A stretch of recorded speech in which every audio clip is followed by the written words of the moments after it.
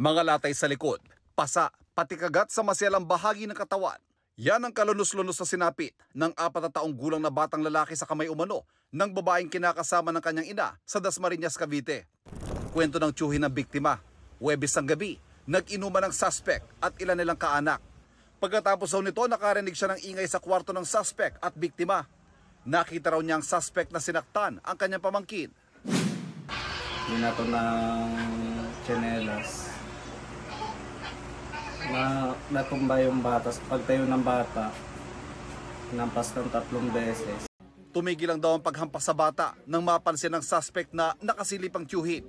Kinabukasan, patay na ang bata at mismo ang suspect daw ang nagsabi nito. Ang sinabi ng autopsy, nakinaan na sinakal yung bata. Tapos may nakita din po sila na kinagat yung ari. Ang 6 na taong gulang na kapatid ng biktima, tila saksi sa pananakit umano ng suspect. Ang sabi niya, naririnig niya lahat ng mga nangyayari. Naririnig niya kung anong ginagawa doon sa kapatid niya. Kahapon umuwi na sa bansa ang nanay ng biktima na isang OFW. Naaresto ang suspect na sinampahan na ng reklamong murder. Sinusubukan pa silang kunan ng pahayag.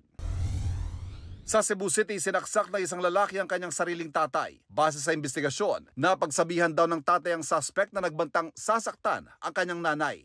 Dala ng galit, sinaksak ng suspect ang kanyang ama gamit ang screwdriver. Sugatan ang biktima. Naaresto naman agad ang suspect na hindi raw nagsisisi sa ginawa. Pero aminado siyang gumagamit ng droga, bagay na sinisita ng kanyang magulang. Sasampahan siya ng reklamong attempted parricide.